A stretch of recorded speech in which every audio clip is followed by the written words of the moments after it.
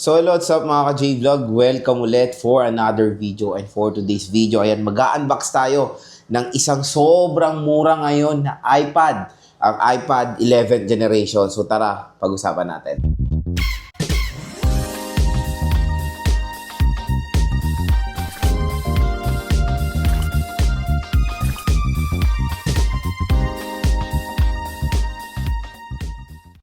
So yun mga idol, for today's video, ngayon bumili ako ng iPad 11th generation kasi yun nga, mura na lang po ang iPad 11th generation sa online. Sa official store ng Apple dito sa ating View Products. So ang SRP nito nandito pa sa likod, 28,000 pesos po ito. Pero dito sa official store ng Apple sa online, pwede nyo lang makuha to ng 19 to 20,000 pesos. Again, that is the 128 gigabytes Apple A16 chipset po yan. So again, very affordable. At kung interested kayo makuha to, dito lang kayo bibili sa ating View Products dahil pag dito kayo bumili sa ating link, meron pa kayong additional discount voucher up to 1 to 2,000 pesos off. So again, ang laki na matitipid nyo pag dito kayo bumili sa ating link. Kaya dyan na kayo bumili nitong iPad 11th generation. So ang pinili natin is color blue at bumili pa kami isa, akin na isa. At bumili pa kaming isa, color mink. So, color mink, color blue. Ayan. So, i-unbox din natin ito ng separate para makita nyo mga idol. So, very affordable na lang Apple A16 processor ngayon dito sa online. So, grab yours now. And tara, samahan nyo ko i-unbox itong iPad 11th generation. So, ito yung box ng iPad 11th generation or Apple A16. So, bumili na ako nito mga idol. And dalawa po yung binili namin. Ang magandang balita sa online platforms ay mura lang po. Ang magandang balita mga ka-J-Vlog, mura-mura lang to sa online, sa official store ng, sa official store or ng Apple sa online, dito sa ating link, dito sa View Products natin, mura nyo lang makukuha tong Apple A16 ng iPad 11th generation. At ang magandang balita, meron pang special voucher na naghihintay sa inyo. Nakuha ko lang to ng 20,000 pesos. So, a possible price, pwede nyo makuha ng 19 to 20,000 pesos. iPad 11th generation na po yan mga idol. So, grab your now, makuha lang to ng sobrang mura. And this is the 120 gigabytes. Dalawa nga binili ko.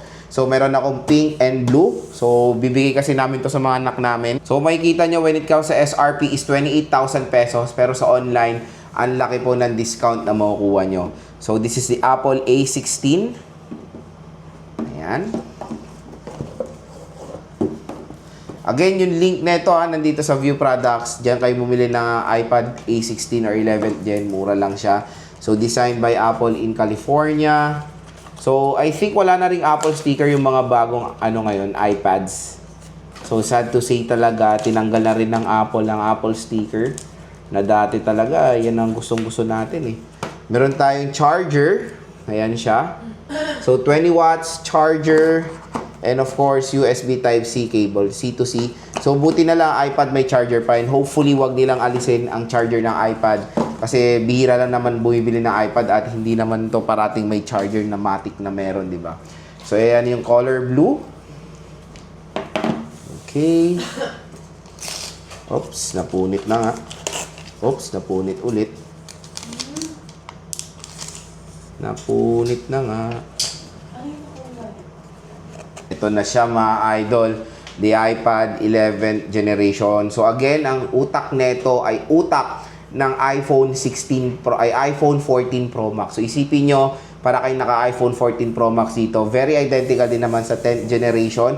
Pero ang pinaka-base nito is 128 gigabytes which is very okay. So, single rear camera with flash, color blue. Dito naman sa aluminum body, syempre. So, sa right side, nandito ang ating volume rocker.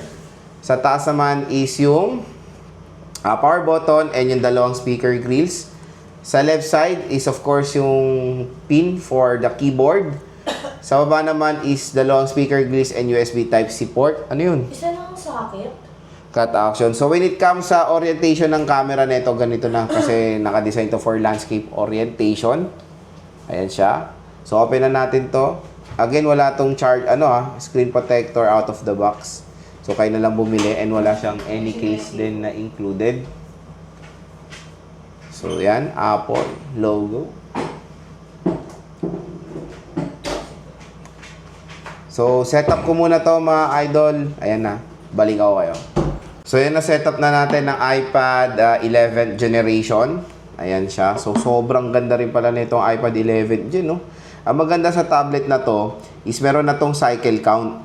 Ayan. So, ayan, battery health. May cycle count na sila, February 2026. Apple A16 na to, kaya expect nyo na super snappy rin itong device na to. Camera. Ayan. Tino din camera nito in fairness for the Apple A16 Bionic chip. So again, i-game test din natin ito mga ka-J-Vlog at ito ay ano lang to, unboxing and quick look dito sa iPad 11th Gen dahil yun nga, bumili ako nito, sobrang mura lang nito sa online, sa official store ng Apple or ng Power Mac sa online. And I think yung Power Mac iba doon sa Apple Store doon sa online. So again, mga ano naman yan, mga official shop naman yan, huwag kayong mag-alala. At yung link niya nandito sa ating view products. So gusto niyo makapag-purchase nitong super duper mura na Apple A16 Bionic chip na iPad 11th generation. And definitely, yes, maganda rin siya i-recommend sa mga consumers natin na gusto magsimula sa Apple ecosystem. Mas better na ang storage nito, 128GB na, compared doon sa before na 64GB nagsimula yung iPad 10th generation. Again, when it comes sa design and aesthetic, very, very identical lang po ang iPad 10th generation at ang iPad 11th generation. Wala silang iba when it comes sa design and aesthetic. Same na same din. Ma-identify nyo lang sila na iba doon nga sa loob mga ka-J-Vlog. Kasi pagdating sa design, mahirap i-identify yung 11th Gen at 10th Gen.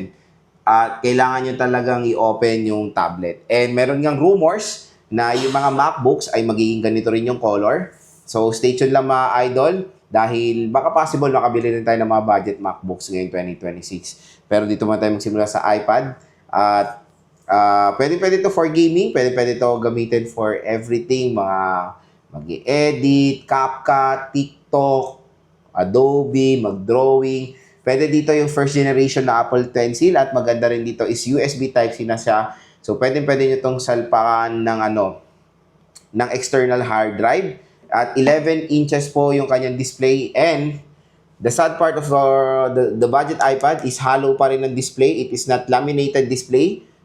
Ayan o, pag tinap nyo, feel nyo yung pagka-hollow ng display, meaning hindi magkadikit yung LCD at yung screen compared sa laminated. Magkadikit talaga sila, kaya pulido-pulido yung tunog at mas precise po yung pagsulat natin sa Apple Pencil.